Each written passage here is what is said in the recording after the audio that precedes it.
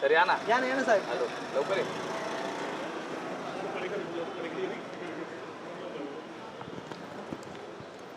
अक्षय विषय कुठे आहे तुझा? बूम कुठे आहे? दे इकडे दे. चालू कर. नाही बघ चालू कर. धर ना मी पॉइंटर देतो.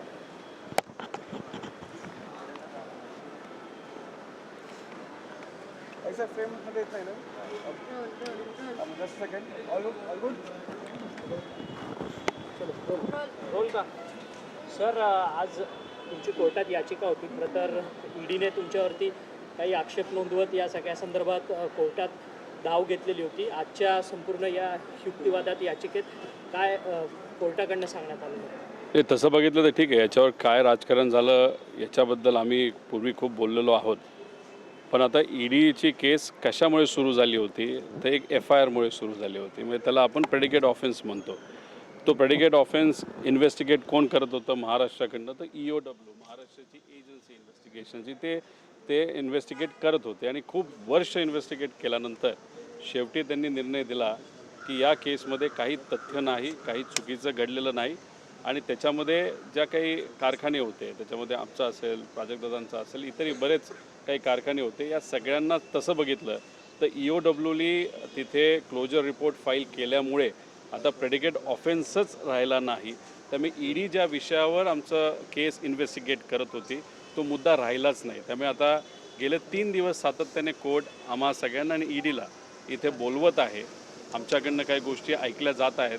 पण ईडीला जेव्हा विचारलं जातं की तुम्ही तुमचा मुद्दा मांडा तेव्हा त्यांनी कुठलाही मुद्दा गेल्या काही 2 दिवसात 3 हिअरिंगमध्ये मांडला नव्हता. आजसुद्धा त्यांना कोर्टाली कुठंतरी विचारल्यानंतर त्यांनी रिटर्न काहीतरी तिथं लिहिलेलं आहे. आणि त्याच्यामध्ये त्यांनीसुद्धा आता कुठं ना कुठंतरी स्वीकारलेलं आहे की हा मुद्दा आता राहिलेला नाही. प्रेडिकेट ऑफेन्स संपलेला आहे, क्लोजर रिपोर्ट झालेला आहे. तरीसुद्धा त्यांनी विनंती केल्यानंतर 13 तारीख ही फायनल तारीख दिली असं आम्हाला कळतं. आणि 13 तारखेला 100% आम्हाला या कोर्टावर विश्वास असल्यामुळे, न्यायव्यवस्थेवर विश्वास असल्यामुळे आम्हाला सगळ्यांना क्लोजर या सगळ्या केसमधून त्या ठिकाणी 13 तारखेला कोर्टाकडनं मिळेल असा विश्वास आहे. सर काल बारामती पोटनिवडणुकीसाठी सुनेत्रा पवार यांनी उमेदवारी अर्ज भरला. परंतु या अर्ज भरण्याच्या संदर्भातच खरं तर काँग्रेसने देखील उमेदवार बारामती पोटनिवडणुकीमध्ये दिला. काल या बिनविरोध निवडणूक व्हावी बारामती पोटनिवडणूक त्याकरता सगळ्याच नेत्यांनी आवाहन केलं. तर काँग्रेसने उमेदवार दिला. या गोष्टीला कशा पद्धतीने बघता तुम्ही? स्वतः सुद्धा टीका केलेली आहे काँग्रेसनं थेट पार्थ पवार यांच्यावर टीका केली. नाही, सगळ्यात पहिल्यांदा जर कुणी असं बोललं असेल की ही निवडणूक बिनविरोध व्हावी तर सुप्रियाताईंनी हा मुद्दा त्या ठिकाणी मांडला होता की अजितदादांकडे बघून आपल्याला ही निवडणूक सुनित्रा काकींसाठी तिथं बिनविरोध केली पाहिजे. आणि आम्ही आमच्याकडनं कुठलाही उमेदवार त्या ठिकाणी तिथं दिला नव्हता. कारण दादा एवढे मोठे त्या ठिकाणी नेते आहेत. आणि त्यानंतर बऱ्याच पार्टींनी ते स्वतःच्या लेवलवर त्या ठिकाणी स्वीकारल्यानंतर त्यांनी त्यांचे उमेदवार तिथं दिले नव्हते.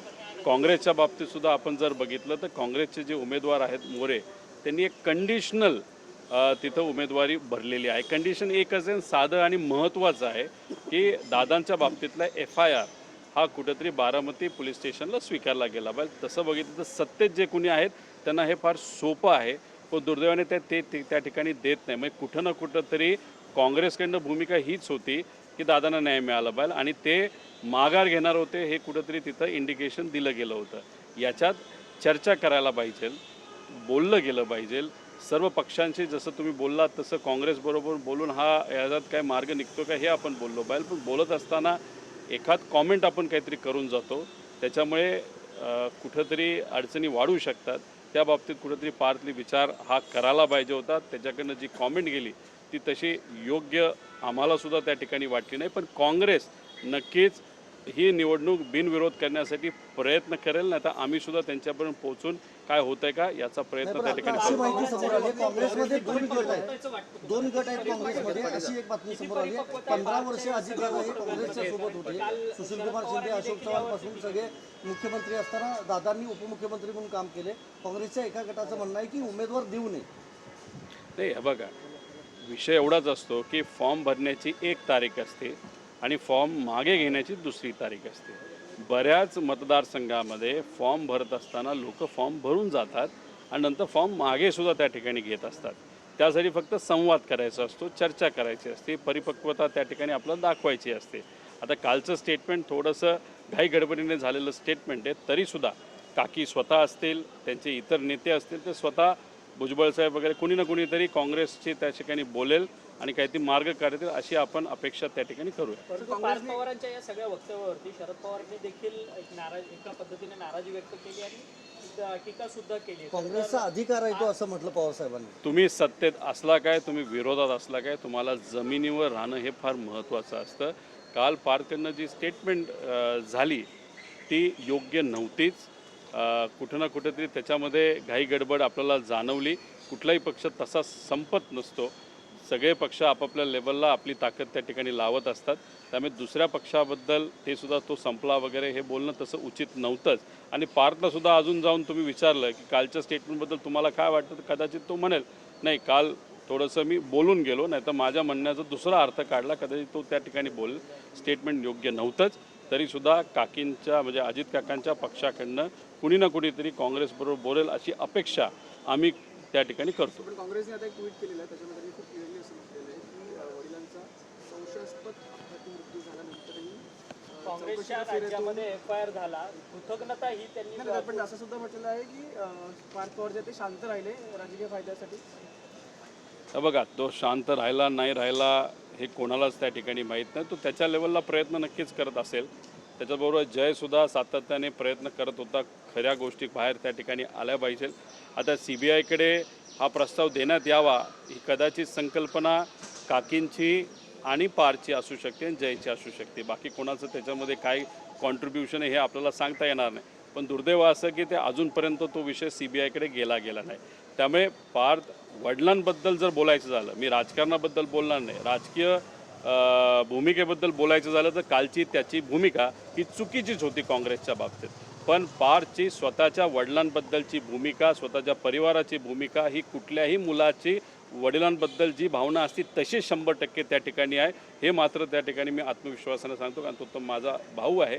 त्यामुळे वडील आणि मुलाबद्दल असं कोणी त्या ठिकाणी लिहिणं हे तसं काँग्रेससाठी पण योग्य नाही. पण काँग्रेसने नक्कीच महाराष्ट्रात न्याय दिलं जात नव्हतं, दादांचा FIR त्या ठिकाणी होत नव्हता.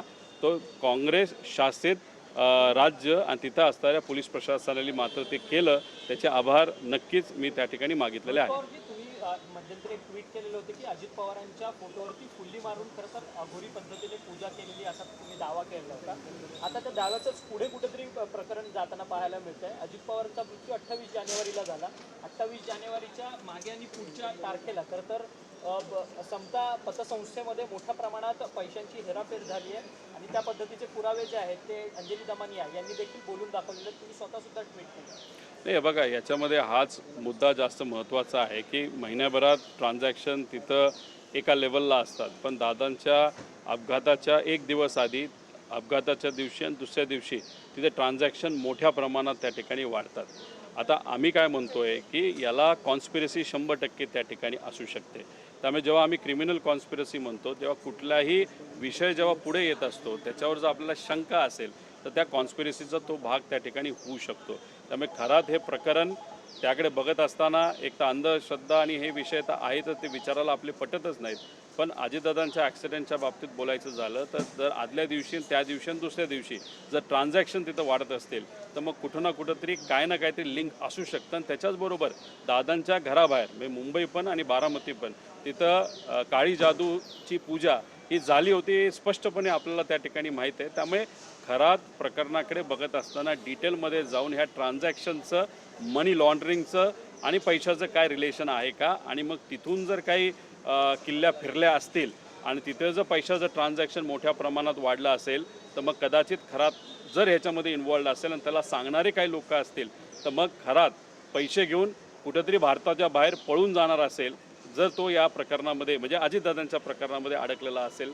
दुसऱ्या प्रकरणात तो अडकलेला आहेच, पण दादांच्या बाबतीतसुद्धा त्याचं आणि त्याचे जे भक्तजन होते, जे कोणी असतील पॉवरफुल लोक, यांचं आणि यांचं काय रिलेशन आहे का हे खरंच बघण्याचं जरूरत आहे. परंतु अंजली दमानी दमानी यांनी जे पीडीआर बाहेर काढले त्याच्यामध्ये थेट उपमुख्यमंत्र्यांचं नाव अजूनही नावं बाहेर येऊ शकतात तर अजूनही काही पॉलिटिकल रिलेशन किंवा पॉलिटिकल संबंध असू शकतात. प्रामुख्याने सुनील तटकरेंचे देखील कॉल्स जे आहेत ते अंजली दमानी यांनी दाखवले की जवळपास 8 ते 12 कॉल्स झाले. एकतर एक गोष्ट आपण समजून घेतली पाहिजे, CDR एखाद्या प्रायव्हेट व्यक्तीला जर मिळत असतील तसं बघितलं तरी चुकीची गोष्ट आहे. पण ठीक आहे, ते मिळालं, त्या कसे मिळाले त्याचं इन्व्हेस्टिगेशन वेगळ्या पद्धतीने व्हावं.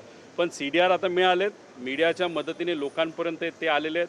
दमानींनी त्याच्यामध्ये त्या ठिकाणी पुढाकार घेतलेला आहे आणि त्याच्यात काही ठराविक नावं दिसतात. पण ती तेवढीच नावं आहेत का अजून खूप मोठ्या प्रमाणात नावं आहेत? ती खऱ्या अर्थाने तिथं इन्व्हेस्टिगेशन प्रॉपर होऊन हे कुठंतरी बघितलं गेलं पाहिजे. व्हिडिओ कोणाचे आहेत? कारण का आत्तापर्यंत जे व्हिडिओ आलेले आहेत ते सामान्य परिवारातल्या महिला आहेत, त्यांचे व्हिडिओ कुठेतरी बाहेर येताना आपण बघू शकतो. पण मग असे VIP आहेत का? आम्ही बाहेर काढा असं म्हणणार नाही, पण मग अशा चुकीच्या पद्धतीने कुणी जर पूजा अर्चा करत असेल तर पूजा अर्चाच्या मागे जर कुठले तरी हेतू असू शकतो आणि तो कोणाला मारण्याचा असू शकतो, कोणाला एखाद्या पदावरनं हटवण्याचा असू शकतो, नाही तर कुठलाही तो हेतूसुद्धा समजून तिथे घेतलं पाहिजे. त्यामुळे इन्व्हेस्टिगेशन प्रॉपरली होऊन खरं काय घडलं आहे हे लोकांसमोर आणणं फार जरुरी आहे. त्यामुळे अजितदादांच्या बाबतीत कॉन्स्पिरसी आम्ही जी म्हणतोय त्यात इतरही मोठे मोठे विषय आहेत जे आम्ही बोलून दाखवलेत, काही पुढे जाऊन प्रेझेंटेशनच्या माध्यमातून पण आम्ही आणू.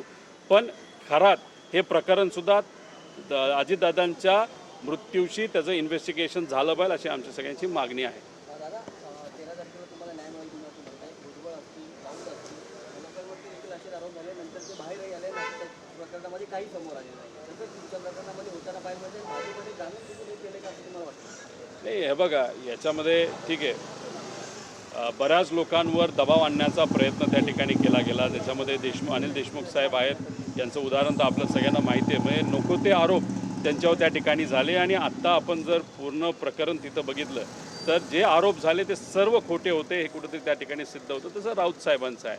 आता जे लढणारे होते ते अजूनपर्यंत भाजपच्या विरोधात त्या ठिकाणी लढत आहेत, आम्ही सर्वजण त्याच्यामध्ये आहोत.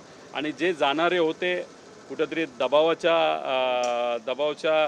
खाली येऊन भूमिका त्यांनी त्या ठिकाणी बदलली, ते पलीकडे गेलेले आहेत. पण मग ईडीचा वापर करून अशा पद्धतीने जर नेत्यांवर प्रेशर आणलं जात असेल तर ते लोकशाहीला फार घातक आहे.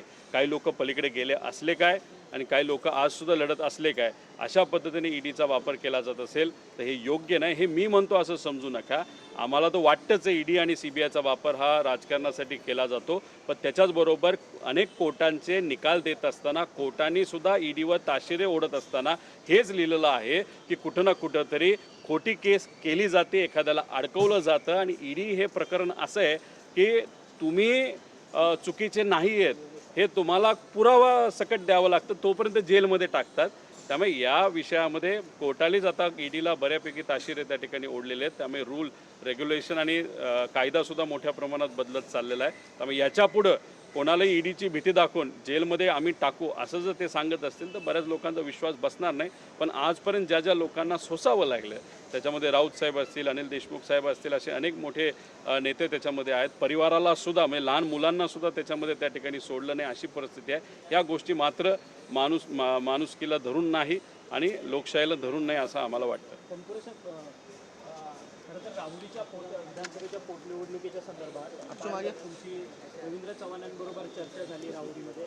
नक्की त्या भेटीमध्ये काय घडलं? तुम्ही निवडणुकीतून अखेर माघार घेतली, तुमच्यापर्यंत AB फॉर्म पोहोचले